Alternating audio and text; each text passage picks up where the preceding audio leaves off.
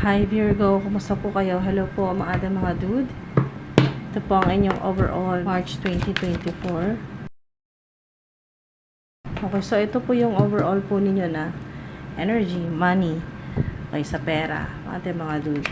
Alamin natin bakit waiting yung energy. Yan po. Kasalukuyan ang marami po sa inyo ay naghihintay. Okay, hinihintay po ninyo yung resulta. Yan po, naghihintay kayo ng tawag, naghihintay kayo ng resulta po sa medical po. Okay, so laboratory test, ganyan po mga dude. Sinusubukan ng Divine Universe ang pasensya po ninyo, no, paghihintay. Okay, so Emperor, wow, maganda naman yung hinihintay po ninyo ay stable na posisyon o trabaho po yan o pagkakita. Maaring may makatulong sa inyo na Aries o Sagittarius. Basta kayo po ay maghihintay. Sa ilan ay may hinihintay po kayong approval. Okay, so maaring ito po ay yung manager po ninyo, yung boss po ninyo, employer. Waiting, may hinihintay kang mana, father figure. May mamanahin po kayo sa, maring ito ay sa spirit realm, ancestor po ninyo na male o masculine. Ito po yung ancestor po ninyo na pwede pong great grandfather po. O maaring dito po sa physical realm ay meron po kayong mamanahin o inheritance. May matatanggap po kayo. Ayan po. Properties, bahay, pera, may pamana.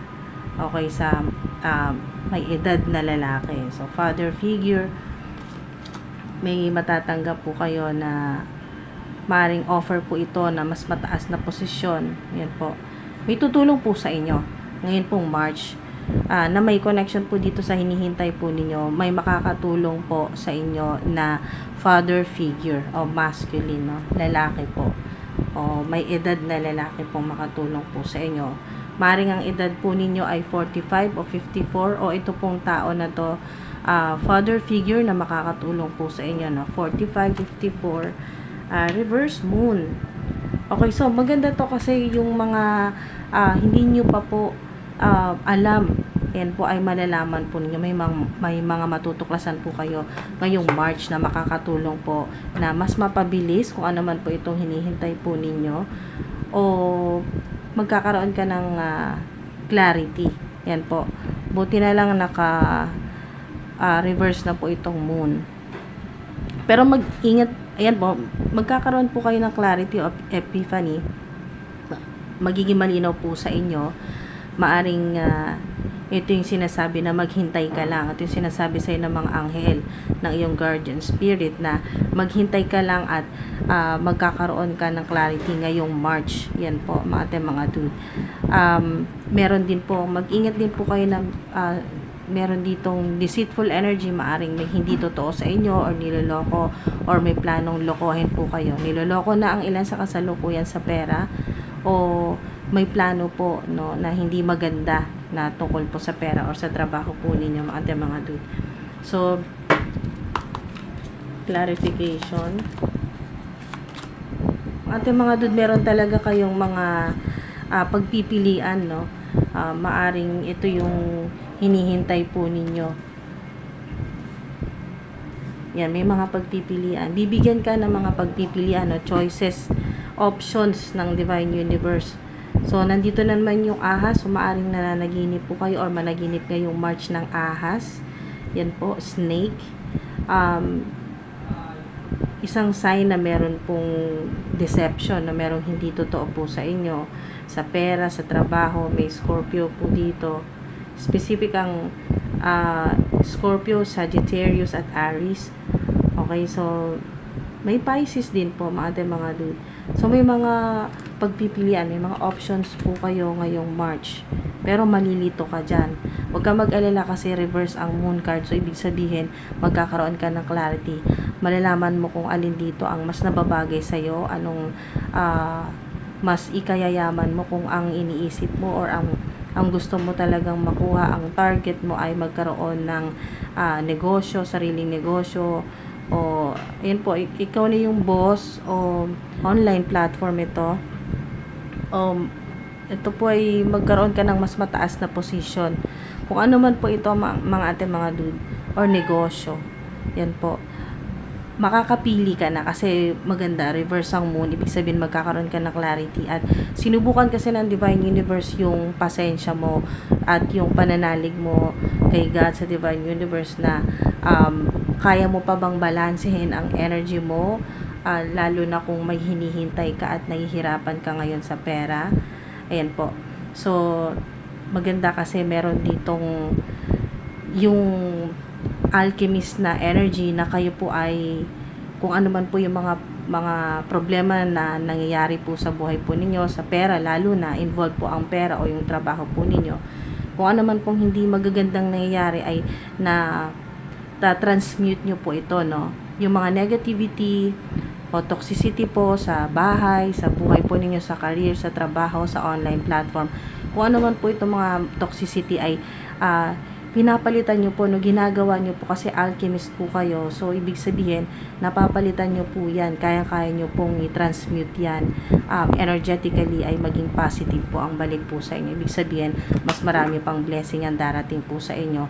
Marami pong tulong, options, and po. Pero, ang maganda dito, magkakaroon ka ng clarity kung alin talaga ang mas gusto mo ditong piliin na magbibigay sa'yo talaga ng stability. Ito po yon, yung matatag na trabaho o pagkakakitaan. So, wow, napakaganda po ng mensahe po sa inyo.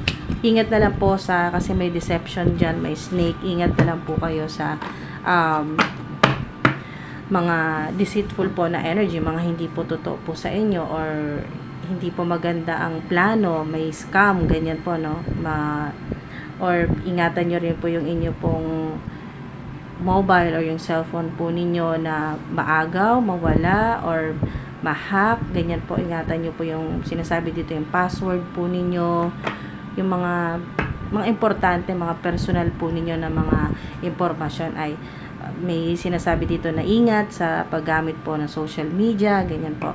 At yung snake naman po, maaring sign po ito na malapit na po kayo magkaroon ng clarity at transformation din po kasi ang snake. Ibig sabihin, magbabago ng malaking pagbabago po ito sa buhay po ninyo, lalo na kung puro hintay pong ginagawa po ninyo.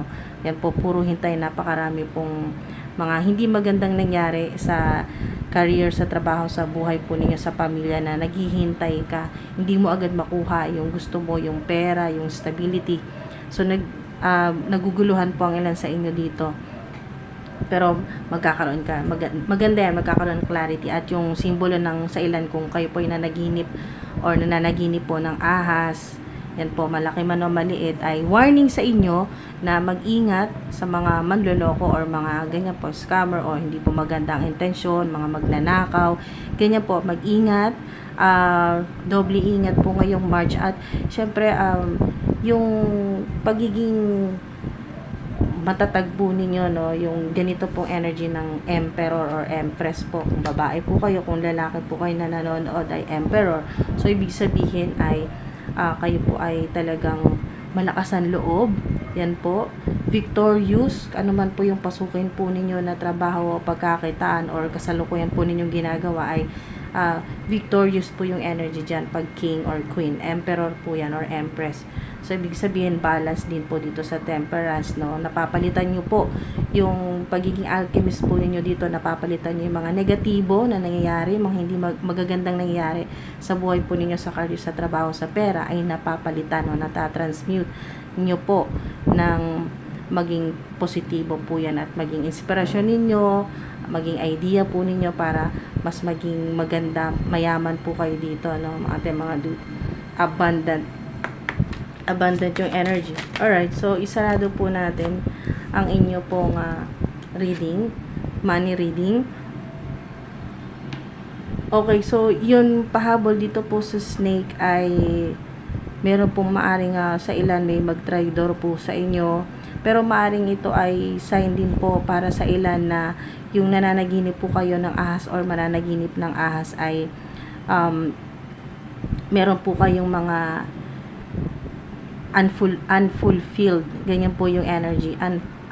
Yung hindi nyo po nagawa dito po sa physical realm, dito po sa reality, hindi nyo pa po nagagawa, hindi nyo pa na-achieve. Maring ito yun, yung gusto nyong yumaman, gusto nyong magkaroon ng sarili po ninyong pagkakitaan, negosyo, kumpanya, or mas mataas na posisyon, o mas malaking income, o salary, o revenue, kung ano man po yung gusto po ninyo na hindi nyo pa talaga na-achieve sa kasalukuyan, sa reality.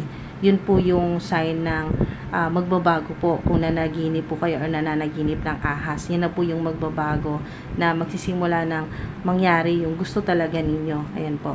So, ang mangyayari po yan sa reality ngayong March na papabor na sa'yo ang universe, ang divine universe kung ano yung gusto mo. Dahil ito yung minamanifest mo. Ito yung gusto mong maging maayos na at bumalik na sa tamang direksyon yung buhay, yung career, yung pananalapi po ninyo. Yan po.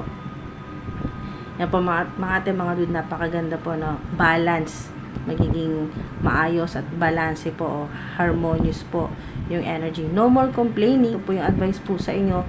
No more complaining. Yung victimhood, yung mga ganyan po na energy, no? Mga ate, mga dude, take back your God-given power. Ito po yung advice po sa inyo ng divine universe, ng mga divine beings, ganyan po, mga guardian spirits po ninyo, na take back your God-given power by affirming that you have an abundance of choices and freedom. Ito po yun, no? Sobrang synchronized. Ito po yung mga choices, ang mga options. Ibig sabihin, hindi lang hindi limitado, mga ate, mga dude. Hindi limitado, huwag kang mag-alala kung may mga options or marami kang pagpipilian ngayong March. Hindi lang ngayong March yan, kasi unlimited yan. So, hintay-hintay ka lang, kasi nga waiting yung energy. Maghintay ka lang at may mga darating pang mas magaganda, mas marami. Pero ngayong March ay pwede ka nang makapili dito kasi may clarity. At dito ka rin dadalhin sa Emperor na energy na yan po ay victorious, successful, o matagumpay, mayaman, magaan sa pera, maraming pera, hindi na uubusan, o laging may tutulong po sa inyo na masculine kasi, or father figure po na makakatulong po sa inyo. Or meron po, kung babae naman po makakatulong po sa inyo, kasi empress naman po yan sa babae. Kung babae naman po, mother figure naman po ang makakatulong sa inyo. So, ayan po mga ate, mga dude. Take back your God-given power by affirming that you have an abundance of choices and freedom. With your increased confidence and assertiveness, watch these positive affirmations blossom into reality. O, diba? Yan yun. Yung minamanifest po ninyo ay mangyayari na po dito sa realidad, dito po sa physical realm, mga ate, mga dude. So, maraming salamat po at tinapos po ninyo tong video na to. Sa mga medyo nabitin po dito, mga ate, mga dude, ay comment nyo lang po dyan po sa comment section kung sino po yung mga interesado po, yan po, sa extended o additional na mga mensahe po na tungkol po dito, ay comment nyo lang po yan, mga ate, mga dude. Ga-upload po ako ng additional extended po dito po sa money reading po ninyo, March money reading po ninyo. Ayan po, yan po yung sinasabi sa inyo ng mga guardian spirits ng divine universe. No more complaining, basta puro lang pagpapasalamat. Huwag ka nang mag-complain, huwag ka nang magreklamo sa divine universe na napakatagal, puro ka lang hintay kasi waiting yung energy. Ayan po, iwasan po na kayo po ay magreklamo sa divine universe na nasaan na. Akala ko ba, ayan po, nagawa ko na lahat ng manifestation, affirmation, money mantra, meditation, lahat-lahat na ng panalangin, umiyak ka na habang nagdarasal ka, pero wala pa rin. Kaya no more complaining ang advice po sa inyo ni divine universe. Kailangan nasa gratitude mode po kayo, laging nagpapasalamat kahit wala pa. Subukan po ninyo yan, pasalamat, puro pasasalamat, yan po. Pagiging grateful po ninyo. At alisin nyo na po yung ganitong energy sa buhay po ninyo na kayo po ay naghihintay. Yan po. Hayaan nyo po na kusa po yan darating po sa inyo. Yan po. Mentras hindi mo na inaasahan, mentras hindi ka na naghihintay, lalo pong darating sa inyo ng napakarami, continuously. Ayan po mga dude, lahat po ng mga blessing o kung ano po itong gusto po ninyo mangyari sa buhay, sa career po ninyo, or sa pananalapi, sa pera po ninyo, mga dude. Yan po, maraming salamat po sa inyo. Ingat po kayo palagi. Maraming salamat po sa mga nag-like, nag-subscribe. Thank you po. Ingat po kayo.